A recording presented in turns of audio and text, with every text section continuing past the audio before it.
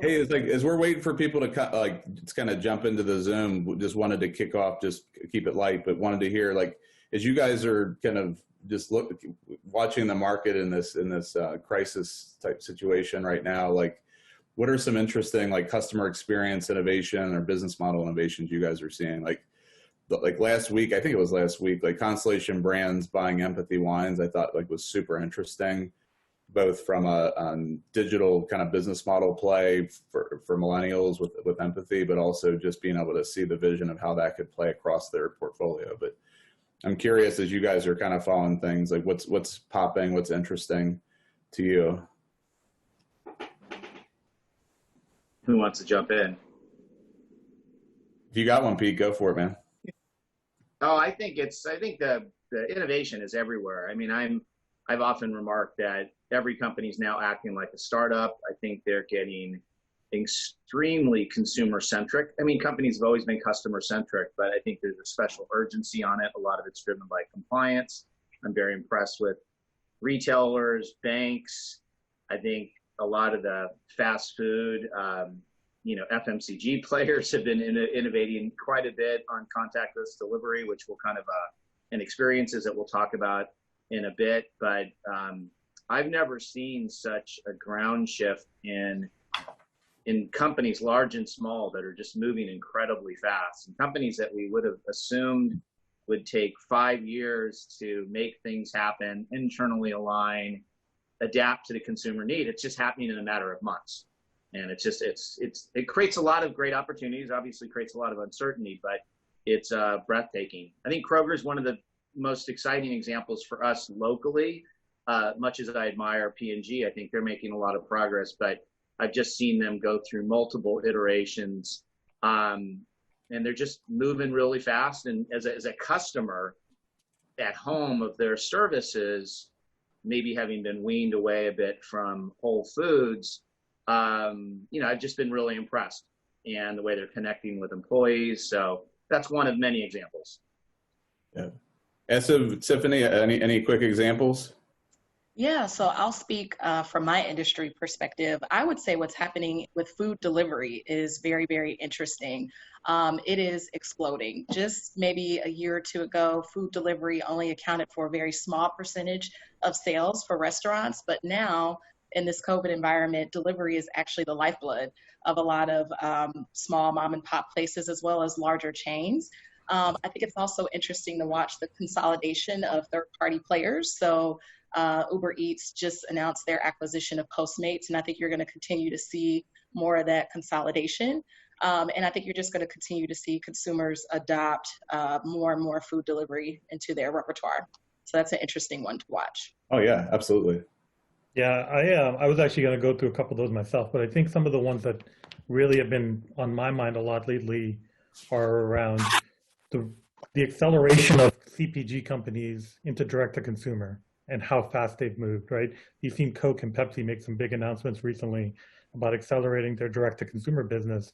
And I think one of the biggest threats to retail is going to be more and more direct-to-consumer, especially with the advent of more delivery technology. Another one that's been really interesting, even before COVID, but I think is going to be really more accelerating a lot more, is around dark kitchens or cloud kitchens, right? So a lot of the work that you see with companies like Kitchens United or Cloud Kitchens and some other players that are really taking delivery and takeout to the next level. So those are the two that I've been really kind of focusing on lately. Yeah. Love those examples. I'll look forward, when we start to get more into the discussion, would love to get into those a little bit more for sure. So, but for everybody that's joined, welcome to the Courageous Minds Only community. I'm Jason Hauer, co-founder and chief growth officer at the Garage Group and founder of the Courageous Minds Only community. And just super glad that you're with us. For those of you guys who don't know, the Garage Group is an innovation and growth strategy firm that helps big companies take a startup approach against their innovation and growth challenges. And then we created the Courageous Minds Only community really to give BigCo leaders courage, inspiration, and ideas for building the future in an uncertain world. And that's really the topic today, is right at the forefront there in terms of the future and uncertainty. And we've impacted thousands of leaders in Chicago and New York through our live events. And recently, because of COVID, moved to this bi-monthly virtual format to where we're just super excited to be able to impact even thousands more people globally. So just glad you're here. And I really am excited about the panel that we have today. Tiffany from Chick-fil-a, Asif from 7-Eleven, and Pete from Centrifuge, and former Nestle. I think they just have a really good, rich perspective on what's happening in the world now, but to me, even more importantly, the vision of how this stuff's going to continue to come to life in the decade to come. So it's super excited to be able to dig in with them. We're going to have about 40 minutes of content and then Q&A, but please throw your questions in the chat window, and as I see them pop up, if they're relevant to the topic at hand, I'll bring them up during the conversation. So about 45 minutes of conversation, and then we'll dive into Q&A, and then we'll end right at 1 Eastern. And then for those of you who've been a part of a chat before, you'll hear it from me every time. To me, this isn't a time to just show up and just kind of half pay attention. With the conversation we're having today is super important. And so I would encourage you to put your phone down and really listen intently to these three leaders and their perspectives, because a lot of this stuff that they're talking about is either going to change your brand or business, or you're already in the midst of it and maybe you don't even realize it. So I would encourage you to really lock in and learn and listen, and then takes at least one thing, write it down, and make it a priority to lean in and go do that, whether it's something to make yourself better, your brand better, your company better. So with that, let's dive in. Let's start getting to know the panel here. Tiffany, Asif, and Pete, would love to hear kind of your backgrounds and then what you're working on today. And then from a Courageous Minds Only point of view, would love just what's a moment in your career where you've had to be courageous to push a new idea forward. Tiffany, you want to kick us off? Sure. Yeah, sure. Oh, Go ahead. did you say me? Yeah, Tiffany, kick us off. All right. Hello, everyone. And thank you, Jason, for inviting me to Courageous Minds. I'm excited to be here. I'm excited to learn a ton from you, Asif and Pete. So very just excited to be here. So as Jason mentioned, I currently work at Chick-fil-a, and I joined at a very interesting time. I started with the company in February of this year, so right before COVID hit. So it's been very interesting to onboard right dead smack in the middle of both a cultural pandemic and a global pandemic with COVID. But that said, I currently work on the menu and packaging team with Chick-fil-a. So I am responsible for menu tests and rollouts and everything that has to do with menu innovation. So bringing new menu items to bear for customers to enjoy. We also work on a number of menu renovation initiatives. So how can we improve the back of house to bring menu items to bear, pruning menu items that may not be good performers, and just simplification of the menu in general. So it's a pleasure to serve on this team because I really do believe it's the lifeblood of the company. It's why people come to Chick-fil-a, because they do enjoy the menu and enjoy the products that we have. In terms of where I've had to show courage, that's a great question. And I think it continues to happen, especially in this season that we find ourselves in. Lately, I was involved in a product launch, and coming from CPG, I'm used to the stage gate process, a lot of rigor, a lot of data. We don't take any decisions lightly. But the team that I was on and in charge of leading, we were literally tasked with launching something with breakneck speed within a month. So talk about having to break the system, break people from their typical rigor that they like to see, and just really be willing to take a risk. And then think on the back end of all the things that we can do from a contingency perspective if and when things don't go our way. So that's been very interesting, just working on product launches in this environment on a much shorter window than we're used to. Pete? Yeah, first off, thanks for inviting me. I'm looking forward to the discussion. Honored to be in such smart and experienced company. Yeah, so my background is, it's a bit of a schizophrenic yo-yo between leading digital and big companies like P&G and more recently Nestle, and then with some time in between at Nielsen, heading up kind of a digital strategic consulting division, and then working with a number of startups, founding startups, selling them. And my current role kind of sits right in between. Centrifuge is kind of a trying to turned Greater Cincinnati into a top startup hub and innovation hub in the country. We run a $125 million venture capital fund. It's an indirect syndicate fund that companies like Procter & Gamble, Kroger, Scripps, Western and Southern, really, really big enterprises have invested in. And we are trying to cultivate startups at all level around certain growth areas. A couple kind of strategic growth areas include supply chain and new commerce, which relates to this topic, future branding and retail, a lot around connected health, and then a bit around fin and insure tech. So really trying to empower entrepreneurs, connect them to large companies, kind of putting on my Nestle cap and P&G cap from what would be relevant to us that a startup could fulfill. And it's pretty exciting. And I think we're in a really interesting inflection point where everyone's become a startup, and the opportunity to kind of create that marriage between ambitious entrepreneur and company in need is huge. I don't know where to begin on courageous activity. I mean, in Nestle, I was, at times I felt like a bit of a mutant, and it was precisely what they needed at that time, someone who could really bring outside in thinking. I pushed them extraordinarily hard, even to the point of wondering if I would keep my job on areas like sustainability and water and all the issues that, activists stir up a lot of issues on, but you kind of know that they're going mainstream and the company needs to kind of get in front of it. And, I've often said that in the world of innovation and digital, you have to straddle that line between not knowing whether you're going to get promoted or fired. And that is the critical tension point. And I've always kind of embraced it, but it's always kind of kept me up at night as well, because there's a certain degree of uncertainty. But we have to constantly push the needle and create that level of, it's not just external focus. We have to make the organization uncomfortable. It's that wake-up call that motivates action. And that's what's going on right now. And that's what's happening right now. And I'm really eager to talk more about it. Yeah. Asif? Yeah, so I'm the Asif Khalid, Director of New Platforms for our Store Evolution team at 7-Eleven. My current role in team is really responsible for helping to develop the future, the store of the future for 7-Eleven. And so we've been building a lot of prototype stores, impacting our current store standards, but really spending a great deal of time thinking about what is the future of retail, what's the future of 7-Eleven, and how do we be more and more relevant to more and more customers, which has been really fun and interesting and pretty cool.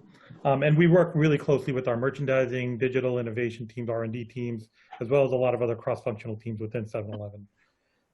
I have, throughout my career, I've grown up in retail. Coming out of college, I decided to get out and just own my own businesses, actually own my own convenience stores and gas stations for about 8 years. Wanted to be my own boss right out of college and did that for a while. And then back in 2006, joined 7-Eleven. It was a really interesting time. Spent about 5 years in operations at 7-Eleven in different roles.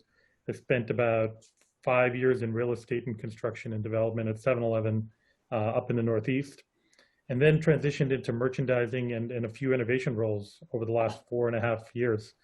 And so got a really, I'd say the school of retail has been really good to me over the last 14 years. Learned a lot about a lot of different parts of retail, and have tried to stay close to the strategy that we have here at 7-Eleven. In terms of, I guess, courageous, I think there's been probably a few specific examples. One, 7-Eleven is a franchise organization, and so we're a convenience retailer, but we also mean a lot to within different categories. And so how I've been consistently trying to push the envelope on our company and our business and our brand, meaning more to the customer. And so we have a focus on food and beverage. We're a franchise organization, and pushing the envelope and trying to do more in a franchise organization can be tough at times. And so I've come from that life previously, but internally that's been a challenge. And probably a couple examples where I've almost been fired as well.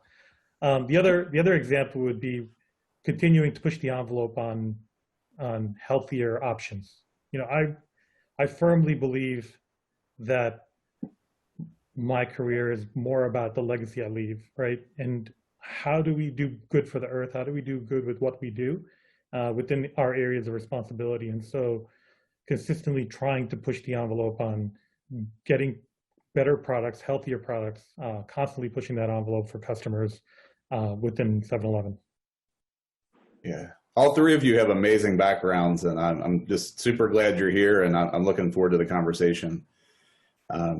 I attended, Pete hosted a webinar like literally right when the crisis happened around really just the contactless economy, and he had something that I thought where a lot of this space now I almost feel like we're in reactive mode. It can feel overwhelming at times, and it just, the framework and the thinking to me brought a lot of clarity in terms of both where are the short-term things that we're trying to do, but also what's the vision for what we're building toward. And just ask Pete to share just a couple of high-level kind of thinking to frame up the conversation, and then Asif and Tiffany would love for you guys to build, and then we'll kind of get into more specifics. But Pete, could you just give us a kind of just a foundation here to be thinking about kind of emergent space? Yeah. Do you mind if I just dial up some slides real quick? Yeah, go for it, man. Yeah. We'll see if it works. If not, I'll kind of work it through your model here. So let's see if I can. Okay. Okay. Why don't you? Justine, can you pull up the contactless experience slide, please? Yeah.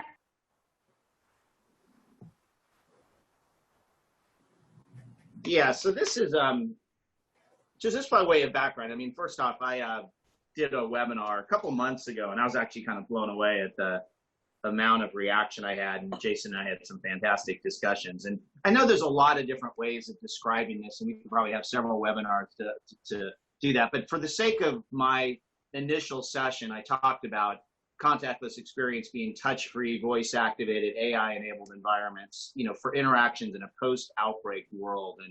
And again, it's probably more digital than it needs to be, but and the reason why I think it's such a big issue now, and it's something I've been really thinking about hard, not only in terms of big company opportunities, but also where startups can play a big role. There's clearly a massive consumer and regulatory expectation here.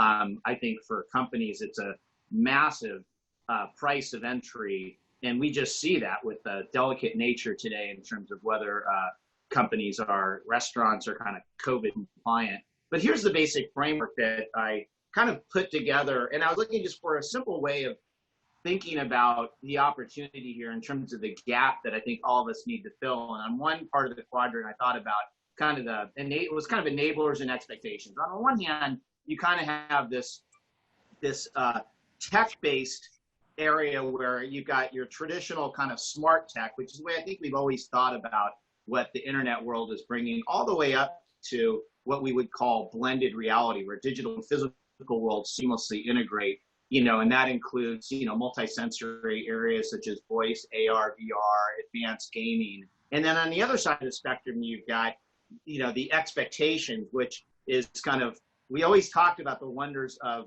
friction-free in the context of the internet. That was always like the big goal. I kind of romanced that term even back when I was co-leading interactive marketing in Procter 20 years ago. But now it's so much more. It's almost friction-free on steroids. It's no touch. So minimal or no human contact with product or service, especially in the selling or transactional phase. And I attempted to kind of put where I think most of us are today. And again, I've kind of averaged this out across all industries. I think some industries like banking are further ahead of the curve. And certainly a lot of delivery players have made a lot of progress.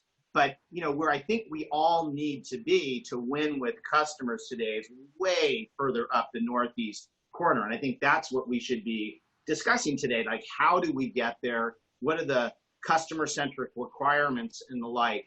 And if you look at the next slide, I've been thinking a lot about how this plays out from a measurements perspective. I sold a company to Nielsen, so I'm always thinking about, like, how do you begin to measure? Because you almost have to figure out, audit where you are to kind of figure out how do you fill the gaps. And a few areas I've been thinking about, and I'd love to get reactions, criticisms from the panelists is, one is around, I do think a starting point is around voice. we know voice is a big opportunity. It's expected to be, 50% of all searches. And that is the ultimate, contactless interface to the customer and the consumer. And I do think measuring that is a really, really important starting point. I think the seeing part really relates to going back to 7-Eleven. If you don't have as much freedom of serendipity or touching the product, or you're forced to go on one lane, IKEA-like routes, how do you get behind the brand? And that's where I think things like AR, VR start to get really, really interesting. And then I think there's an emotional piece, which I think gets really tricky because there's so much important information we have to get across to the consumer to reassure them, to build the trust that, and oftentimes we're moving into an automation world. Like, how do you reassure them? And I think that kind of falls into the whole contactless area. And then I think there's an action level, which is, more transactional, that we need to kind of use as a filter to kind of measure where we are. So again, it's almost like the buyer journey, but I think and some of this is the way we've measured things in the past, but I think they're double important in this particular environment. But as I've been looking at brands and consulting with companies and trying to almost understand contactless readiness, these are some of the areas that I've been fixating on. And I will say for free that there are massive gaps that are out there, but that's also great opportunities for those of us that are looking to be the hero in the large organization, or the agencies that's looking to serve the need, or the startup that has that brilliant solution to get the brand from A to B. I'll pause right there. Yeah. Also, Tiffany, as you guys hear that, what thoughts, perspective in terms of, do you guys agree? Are there builds you have, or maybe different ways you guys see it? Yeah. Sorry, go ahead, Tiffany. I was going to say, Pete, I love the framework, and I would agree with you on the curve where most companies are. I probably argue that QSR is probably right where you plotted us, and there's a lot of runway. I think one of the interesting tensions with contactless, particularly with a brand like Chick-fil-a that is known for its hospitality, is how do you maintain a hospitable experience for customers while still being contactless? So a lot of our efforts in the past few months have been around everything from packaging to how do you space the team members in the restaurant, to how do you space consumers as we start to reopen dining rooms to reassure safety. But the one thing that we don't want to lose sight of is hospitality, because that's where a lot of the brand equity lies. And so I'm curious to hear, any ideas around how we can continue to maintain that. I'll tell you one thing that we are looking at and testing from a drive-through perspective is, how do you almost create a FaceTime perspective or a FaceTime experience for your customers? So much of Chick-fil-a drive-through, its efficiencies are driven by the team members being outside and interacting pretty close to the customer. But is there a way that you can still drive that interaction but not have that close of contact? So we're looking at new and interesting ways of going about it, but that's a tension for me working at Chick-fil-a, is maintaining hospitality while still being contactless. Can I add a quick comment on this? Yeah. Yeah, go for it. So what's interesting about Chick-fil-a is, so I started a company called planetfeedback.com, and it was one of the first consumer feedback portals, and we analyzed thousands of companies, and Chick-fil-a was actually one of the highest rated companies, not just in fast food, but across the board. And I think one of your unique challenges, it's kind of a good problem to have, is that you bring so much equity around customer service, customer delight, and experience, and now you have this challenge where the intimacy of human interaction, you just don't have as much freedom there. And so how do you kind of reinvent it? And that's what I think you're starting to think about, from everything from FaceTime, but how do you scale intimacy? How do you take all of those strengths and kind of get full credit? Maybe do it better, but I think you have to turn over a lot of rocks before you kind of figure out what that is, or turn over a lot of chicken breasts before you figure that out. Yeah. Asif, how about you, man? Yeah, I think it's a really great framework. I was actually going to make some similar comments, but in terms of the framework itself, I think it's important to take it a step back and say, we know contactless is important, but how important, right? I like to look backwards to look forward sometimes. And if you look at 2008 and what happened with the Great Recession, is we saw the advent of the sharing economy, right? Netflix, Uber, a lot of companies that were kind of coming along, but it just hyper accelerated within a short period of time. But it's here, and it's here to stay, and a lot of folks are benefiting from a lot of that innovation from 2008 today.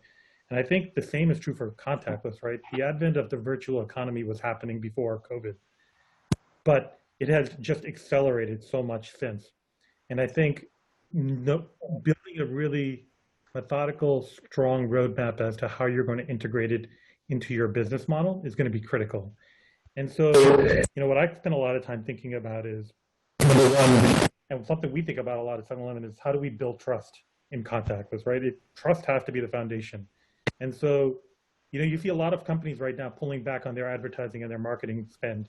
And if you look backwards at SARS pandemic or even in the early 90s with some of the oil prices, the companies that actually leaned in and advertised what was important to the customer at that point, used marketing dollars, actually saw significant share growth, right? And so I think it's not just important to look, there's low-hanging fruit and then there's long-term initiatives, but you have to tell the customer and you have to build that trust. And I think that's critical. And Chick-fil-a, for example, of a company that does that, has been doing that for a while. I also think what gets lost oftentimes is people and process, right? And so how do you build the culture? How do you make sure that everyone's focused on what's the next tech solution, and that's absolutely critical and important. But without the actual execution and without the actual processes and the training that goes to building the infrastructure to making these things come to life inside of physical stores, you lose that seamless experience. And so I think the customer experience is going to continue to be important in a contactless environment. It's just going to be even more important to build that trust. And the framework and I really like the framework. There's a lot of enablers that help make that happen. Yeah, I love the perspective, and you guys are just kind of making me think about a lot of things. I think in terms of the conversation, I think there's almost like two chapters I'd like to have. The first one is, and Tiffany, you alluded to this when we opened the conversation, is like something like delivery is accelerating with a lot of consolidation, et cetera. So what do you guys, let's start with, like, what do you see as accelerating that maybe was started pre-COVID and is accelerating? And then to me, the second part of this, which we'll get to, is really where do the three of you see things going from a vision and kind of possibility perspective? But first, and maybe also we'll start with you on this one, like, what do you see as it has accelerated from a consumer customer experience perspective, maybe initiatives that you guys had at 7-Eleven that were like, hey, maybe we'll do this in the next decade, and now you're doing it now. But so taking it back to like a short term and a long term, I think what's been really, we've seen a lot of great data around how much buy online, pick up in store has accelerated. And in fact, more so than delivery, right? The ramp up from just January to March is, I think I saw a data point, it was around 87%, right? Of just buy online, pick up in store. So delivery has been growing steadily and obviously has seen a lot of growth. But I think buy online, pick up in store, and how do you execute a curbside or smart lockers or other initiatives are really meeting a lot of customers' needs and meeting them pretty quickly. The good news about that is that they're generally cheaper, easier to execute, and require less digital infrastructure. And so those are some things I'd call probably more low-hanging fruit. I think delivery is absolutely the number one strategic initiative, not just at 7-Eleven, but anybody in the retail space. If you think about pre-COVID numbers, 4% of the American workforce was working from home pre-COVID, 4%. Yet a recent IBM study just came out about a month ago that showed about 79% of people want to work from home, and 59% of companies want people to work from home because of all the efficiencies and the flexibility that it allows. And so it's pretty clear that trip counts were declining before COVID, but you can absolutely expect trip counts to decline significantly after COVID. And so if you forecast 10 to 15% of the American workforce working from home, people going out less, and the innovation that's going to enable people to stay home even more, you can hope and pray that customers come to your brick and mortar locations, or you can figure out the best way to get it to them. And so I think the medium and long-term initiative must be delivery, even with the challenges around profitability, third party, and figuring out how to get it to customers in a fast, within 30 minutes. The last thing I'll say is we see that at 7-Eleven as a core strategic initiative because of our footprint, right? We have 10,000 locations in the US. We are 50% of the United States is within 1 mile of a 7-Eleven. And with our growth plans, we plan to see that at about 75% in the next 7-8 years. And so if you are already a last mile solution, you have a pretty significant opportunity to service consumers, get products to them within that 30-minute time frame, which I really think is the benchmark. And honestly, it's probably more like 20 to really define success. So I think those two key initiatives and priorities are really kind of where we see where the customer is going and what we need to do. Yeah. Tiffany, how about you? Yeah, so I really underscore everything that you say, Asif. I think that from a long-term perspective, delivery is going to be a continued huge focus in QSR. Just, a year or two ago, it was, call it, low single digits % of sales. Now we're seeing it in double-digit % of sales for QSR, just the restaurant industry in general. So there'll be a continued focus on that. I'd say in the short term, in QSR, you're going to see a lot more proliferation of app activity and starting to steer customers towards apps. You're hard pressed to find any large chain at this point that doesn't have an app. But I would consider that to be more table stakes and low hanging fruit. I think a lot of companies already had initiatives in place to optimize that app interaction with customers. And they're going to have to continue to make that a seamless process. But I do think that delivery is that next frontier and longer term where we're going. And double clicking on that, what that means is how do you mimic the in-restaurant experience in a delivery context? So especially where I sit in menu and packaging, what type of optimizations can you bring to bear to the menu to deliver foods that have a better travel quality to them? Is there something unique that you can do with packaging? Because again, you don't want people to have to sacrifice experience because the wave is going more towards delivery. So I think in the QSR space, you're going to see a lot more focus on just making delivery a more pleasurable experience for consumers. And I think you'll also maybe start to see more companies bringing delivery in-house. I think the third parties serve a very important purpose. Your Uber Eats, your DoorDashes of the world, but you will probably see companies want to really have more control over that experience and start to internalize it a bit. Yeah. Pete? Yeah, listen, this conversation's spot on, and I do want to go back to almost that comment about stepping back. And I do think winning in delivery is going to force everyone to really rethink certain basics. For example, I've always been a bit of a fanatic, wrote a book about, the importance of customer service, especially in the age of virality. Wrote that, I think, 12 years ago, but now the stakes are so high to get it right on delivery. And there's a lot of operational issues.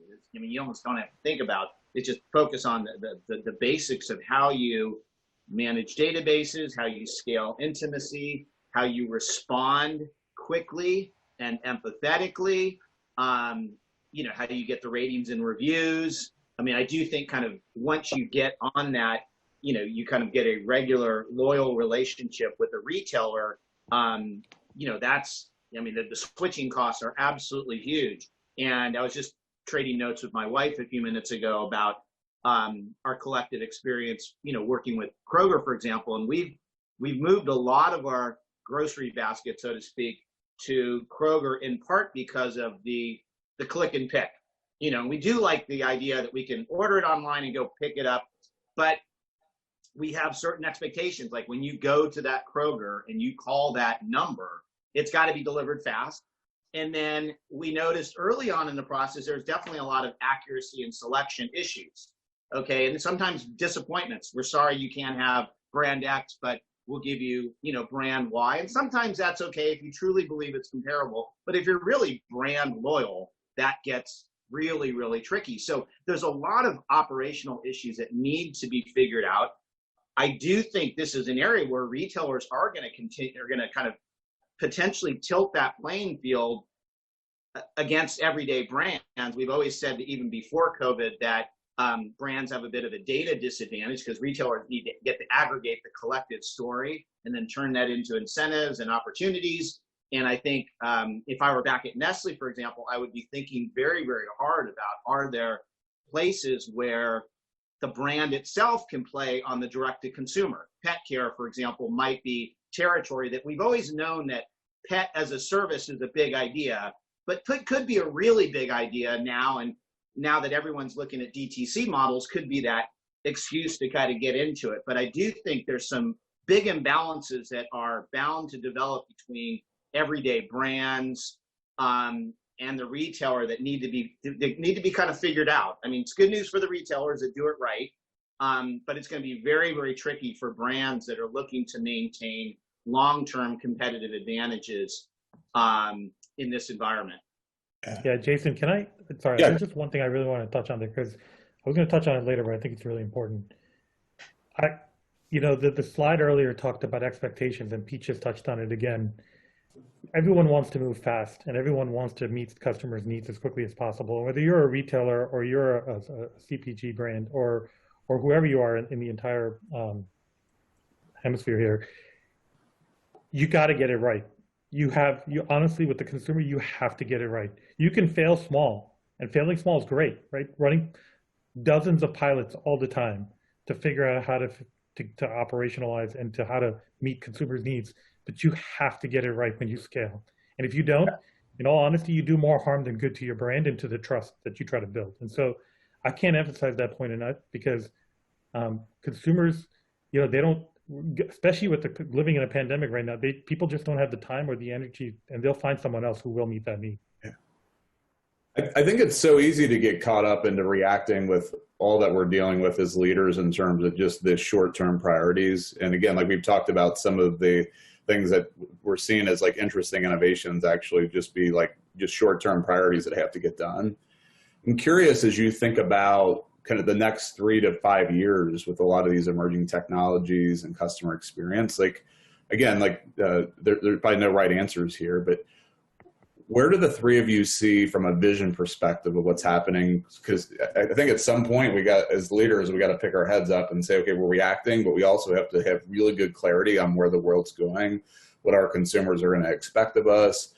I think you're seeing in the short term, like I brought it up before with the Constellation brands buying Empathy Wines, they're thinking about digital business models. You see Lulu buying Near. All of a sudden they go from an apparel company to kind of a tech-based performance type company in some respects, right? But I'm curious, as you start to kind of let your brain drift a little bit from a vision standpoint, and I think as an encouragement for a lot of leaders, brand leaders, retail leaders that are kind of attending today, that are in the kind of the trenches right now, what is the vision for this stuff? Like where are things really going? Even maybe as a way for us to think about as we're making short-term decisions, that are they actually in congruence with where the world's going?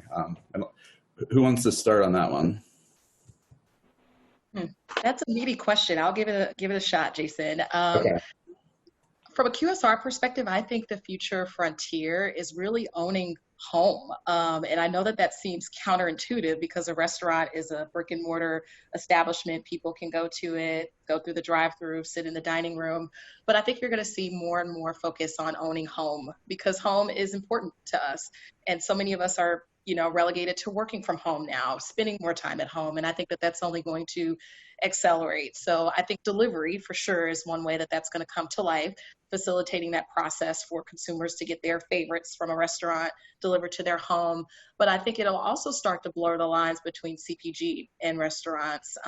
Prime example, and I'm not giving anything away, and hopefully this doesn't sound like a sales pitch, but Chick-fil-a has started to sell its sauces in traditional retail. So I think you will start to see more and more of these restaurant brands appearing in a grocery or an e-commerce space as just a way to start to try to own the home outside of the brick and mortar location. So I'm excited to see how that's going to continue to evolve and how restaurants are going to spread their wings beyond just their physical locations. Yeah, that's interesting because I think like one of the things that you're sharing there, and then we're seeing it from a Garage Group perspective, is just fundamentally rethinking like what business you're in, right? And having a willingness to do that in terms of what is the consumer need, what do we represent, but then how can we add value? So I think that's super interesting. Also, Pete, what are you guys thinking? Yeah, I mean, I see a few things. Number one, consumers, customers are becoming so digitally sophisticated because of this intense ramp up that they're experiencing that I think it's going to, 5 years from now, the expectations that consumers bring into products and the transparency with which they look at products is going to be at a whole different level. I do think, this notion of radical transparency, what's the story behind the brand, is going to step change. And the technology is all there. I think startups are going to provide some absolutely fantastic solutions. I've been thinking a lot about supply chain transparency recently, and I would not be surprised if, in the coming months, we'll have startups that literally where you can buy and parse your products based on whether they have diverse boards or employees. It's not a technology barrier. It's just how do you set the criteria for the consumer to buy? We know there are already tools that do that on transparency, responsible sourcing. And so you're just going to see a different level of expectations. And I do think this dramatic ramp up to digital interfaces is going to speed all of that up. Number two, prepare for the end of the long tail. And this is one reason why I'm really obsessed with voice. I mean, at Nestle, we spent so much time trying to figure out how do we just get in the top 5 searches. Before it was top 10, then mobile came around, you had to be in the top 3 or 5. Now in a voice world, either you're the response or you're toast.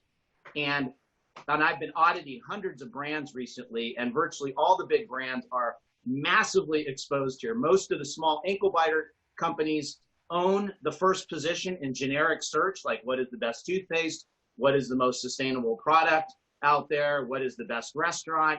And we're going to have to think about in a contactless world where consumers are just asking for answers through new interfaces, whether they have exposure or not. It's like Google back in 2005. And so brands are going to have to almost re-engineer the way they market to algorithms, build their content systems and the like. And then I do think advertising is really in for a rude disruption. I don't believe that consumers are going to have nearly as much patience for interruptive advertising. I think we're used to more intimate conversations, like 90% of our time online is intimate dialogue in Zoom. So suddenly that rude interruptive ad we saw, that we maybe tolerated before, it's just not going to be as acceptable. And I think advertisers are going to have to reinvent the way they market to brands. I think you're going to see a lot more brands sponsoring Netflix movies or Amazon Prime in very, very creative ways versus your traditional form of advertising. I, for once, I know we glorify performance marketing, and there's a lot of benefits of that, targeting, but I think we're going to have to think really hard about where the consumer rejects the pitch. That's great, Pete. Asif? Yeah, that's a great point. I really think convenience being redefined, right? And it happens to be the industry I'm in, but in all honesty, how a brand and a retailer enables convenience and what that means to the consumer is going to be who wins and how you win. And so convenience is going to be through different channels. Convenience is going to be at different times, and convenience is going to be for different types of products. But how you do that and how fast you do that is really what's going to separate the winners from the losers. I also think it's really important to have you have to be proprietary in some way. You can't just offer what everyone else is offering, right? What needs to be clear in your brand promise is how are you different and what is different about what you're offering, right? Because, I use the example of a Coke 20 ounce. You can buy Coke 20 ounce anywhere, but what separates you and what you're providing the consumer is going to really, really define how you win. So I think convenience and proprietary products and experiences are going to be critical. The last thing I'll say is, no matter how big or how small you are, everyone has limited resources, everyone. And those resources are going to be strained like never before. And so finding where there's overlap in strategy, finding where you can service contactless, but also provide convenience, finding where you can duplicate efforts that become a force multiplier for what the customer is looking for is going to be more and more important with more and more limited resources. And so I think every decision has to be made within the prism of forget about what your business needs are. What does the customer need? Number one. And then number two, how can you bring that to life while living within a roadmap and making adjustments and being agile as you need to? That's fantastic. Hey, for the audience, we're gonna jump to Q&A in just a quick minute. I have one final question. Asif, you started kind of touching on it, and Tiffany, you did as well in terms of pilot just moving fast. And I'm curious, like, as the three of you start to think about, okay, there's emergent changes, and I mean, we work with a lot of big companies, and the heart's there to be agile and to be entrepreneurial, but there's still a lot of red tape and things that get in the way of that. And I'm curious, like, as you start to think about this emergent space, what has to be true from a leadership and a corporate perspective to actually enable it and make it happen? Like, some of the things that I've been thinking about is like you're seeing a lot more partnerships, and I know you're in the M&A with startup space, but a lot of startups being acquired to kind of change what business you're in or to enable digital capability. You're seeing new org models. Like, just curious, like, what do you guys see that has to be true to start to enable this more on the kind of internal inner workings of a corporate perspective? Yeah, I think about that a lot, especially since that's basically what I do day in and day out. I'll tell you, I think first and foremost is a recognition of what's the difference between an investment and an expense, right? How do you look at how you spend your dollars? And then how do you resource to actually go after and do these things? A willingness from senior leadership, and we're really fortunate at 7-Eleven, but a willingness at senior leadership to make mistakes, right? If you're not pushing the envelope, you're really not making mistakes. I mean, a lot of people have heard that before, but it's much harder to actually do. And you have to have a level of trust within your organization to go out and push the envelope and make those mistakes. And then lastly, I'll say is just honestly, you have to have the manpower, right?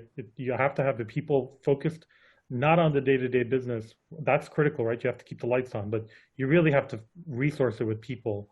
And so I think those are some of just the prerequisites to being able to think about the future, run pilots, fail fast, and scale big. And then lastly, you really need to have strong cross-functional alignment within the organization. You know, the bigger you get, the more likely you might have silos in your organization, and having that cross-functional alignment is critical because no one person or no one team has the right idea, but collectively you get a broader picture of the puzzle, and that's how you figure out what could work for the customer. I think what we've seen, just as a quick follow-up, what we've seen from a Garage Group perspective is companies that were doing what you're talking about actually are doing pretty, unless they're in like a core, like a hospitality type situation, they're doing really well in this environment. And the companies that weren't ahead of the game are struggling. And what would you say to the leaders that are running kind of the struggling businesses, maybe that haven't, and brands that haven't made those proactive decisions? You know, it's really hard. It's hard. It was hard a month ago or a year ago, 5 years ago to do this. It's really hard right now, right? I mean, there's a lot of folks right now worried about whether they're going to survive. And that's just the honest truth, right? I mean, it's easy for me to say at 7-Eleven, but it might be harder for smaller people, for folks that work for smaller companies. And so if you look at it from the lens of being an existential threat, I think then you have to sit there and say, if I don't do something differently, and if I don't do it now, you're going to be the next blockbuster. You're going to be the next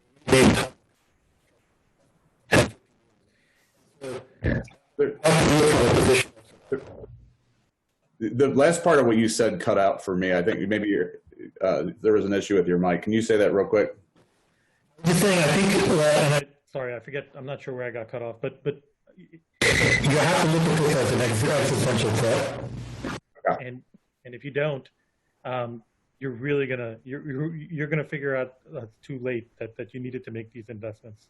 Got it. Tiffany, Pete? Man, I think the name of the game to survive right now is flexibility, and really rethinking how you plan. So I think in typical large corporations, you have your annual planning cycle, you plan for the next year, 2 years, 3 years. A lot of that is just going to be disruptive because I think that the rate of change is very high right now. So, can you plan for sure for the long term, but maybe you start to plan in shorter increments. Maybe you plan in 30 or 90-day increments because the environment around us is changing so rapidly. So I think that that will be key for companies moving forward. And also just a level of flexibility with how you think about the talent within your organization. So again, leaning on QSR as an example, if so much of the focus is on delivery, maybe in the past you only had one or two folks or a small team focused on it. Realistically, to win, because there's so many tentacles to that piece of business, you might need to redeploy. And I don't think it's practical for a ton of companies to go out, hire a whole bunch of new folks, but perhaps how do you look at the talent? How do you look at the transferable skill sets and deploy people in those hot areas of the business to make sure that you have the best thinking to drive things forward? Got it. Pete? Yeah, and I would say, I'm a big believer, even before the crisis, in the power of constructive paranoia. I think it's one reason why I was able to get an enormous amount of done in a short period of time at Nestle. And again, it goes back to that external focus, creating that sense of urgency, really good listening and signal radar that helps to appreciate that, yeah, you may go out of business, your competitors are moving faster. At Nestle, I always leveraged, we were losing a lot of market share to small ankle biter firms, started by folks with no budget, but they were moving much faster towards the obvious organic, natural food space. They were digital first, they were mobile first, highly iterative, highly flexible. And you have to rub those folks under the nose of senior management and really motivate them. Like, how do you leverage out external signals? And now we have a lot of them, and we got the external signals on steroids. I think about myself. I talked about the fact that we have a $120 million fund, but that doesn't pay, for all the salaries. I also have a 38,000 square foot co-working space that's completely out of business.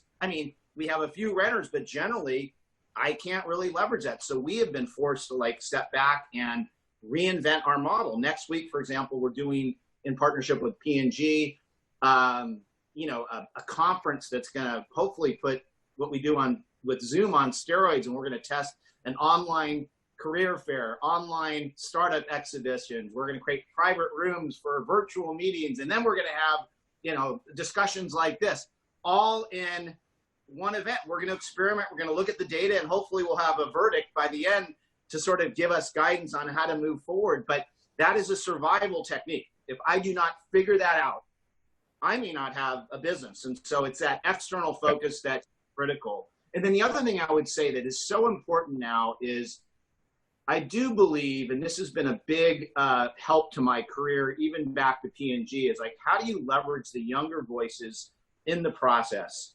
They speak a language, they connect with the emerging reality in ways that we barely understand. I'm almost embarrassed to say that I don't completely understand the language of TikTok yet, but I do know that it is changing everything.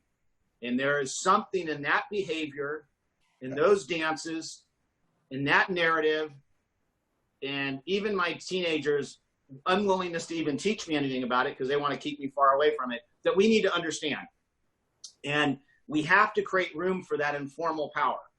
How do you balance the formal power, those of us who have these roles, big salaries or whatever, with the informal voices that kind of get it intuitively. Yeah. They're not bureaucratic by nature. And so creating that collision between those two is a critical means of survival, in my view.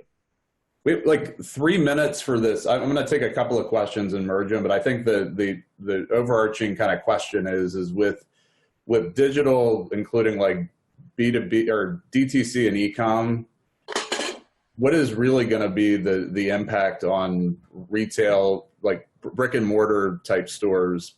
And I would even imagine on the QSR side, as you guys get more and more into delivery, just quick high level thoughts in terms of what is the impact of DTC and e-com on brick and mortar? What's the role of brick and mortar in that? Yeah, I'll take a stab at that. I think in the short term, it's not a significant threat. And I'll find short-term as We can't hear you. I don't know what's happening with your mic there. But we know you're about to say something very profound. Yeah. Tiffany, Pete, you guys want to jump in there real quick? I could jump in. Something that Asif said earlier that really resonated with me. I think for sure, e-commerce, digital, all these things are a threat to your traditional brick and mortar.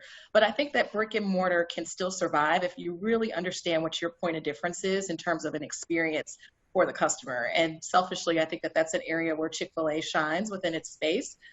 It's not an easy replicable experience within the space. So, so many things are perfect substitutes of each other.